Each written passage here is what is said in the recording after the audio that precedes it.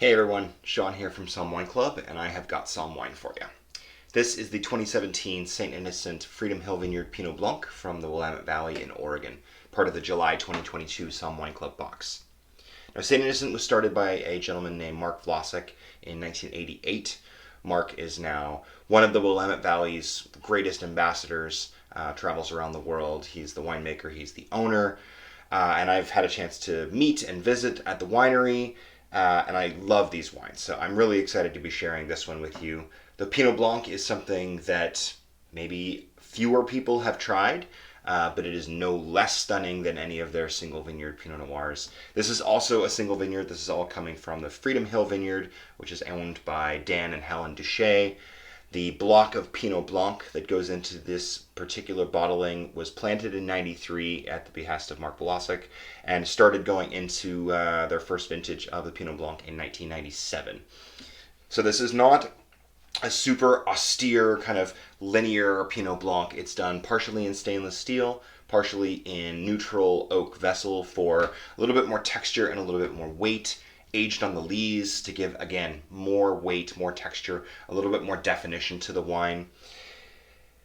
The Freedom Hill Vineyard is a iconic piece of property as well. They supply fruit to some of the Willamette Valley's like great producers, Patricia Green, Ken Wright, Walter Scott, and of course St. Innocent. But let's taste it. This is going to be delicious.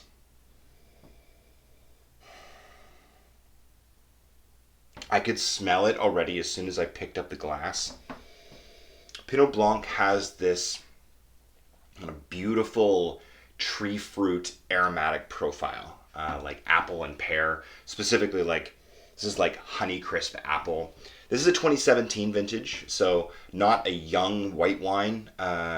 In I guess the context of things, we are now in 2022, but it is far from being even close to mature. It's showing just a little bit of like pear skin or like a pear chip. Like you've slightly dried out that flesh a little bit. There's some white floral notes. There's a really nice kind of subtle nuttiness like blanched almond coming from the lees stirring and coming from the aging and then more additional bottle aging.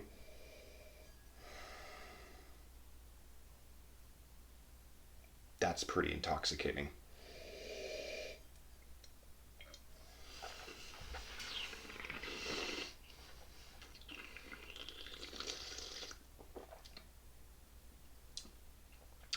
That has incredible texture.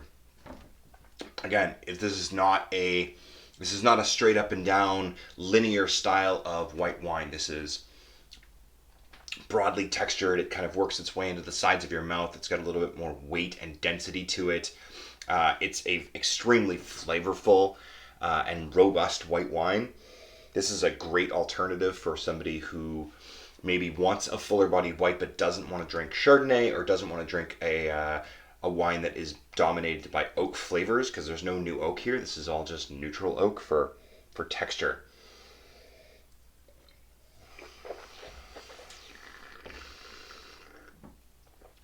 The balance is impeccable. The wine kind of finishes with this, again, really bright, ripe tree fruit, like pear flesh, Honeycrisp apple, a little bit of like lemon curd or candied lemon character, and then of course that like nuttiness and texture that you get from the lees aging and from the neutral barrels.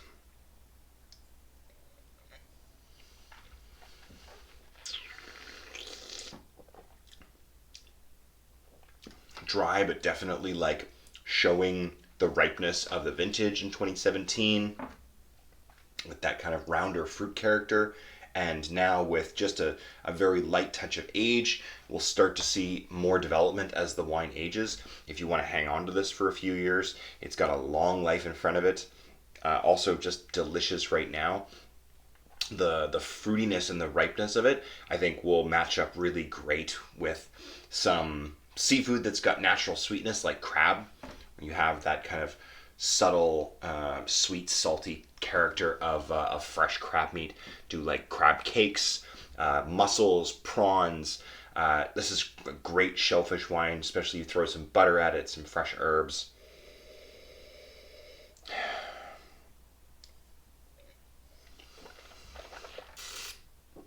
Yeah, fantastic summer, easy drinking, but far from being simple or one-dimensional white wine. So I hope you all enjoy that, and we will see you all next time.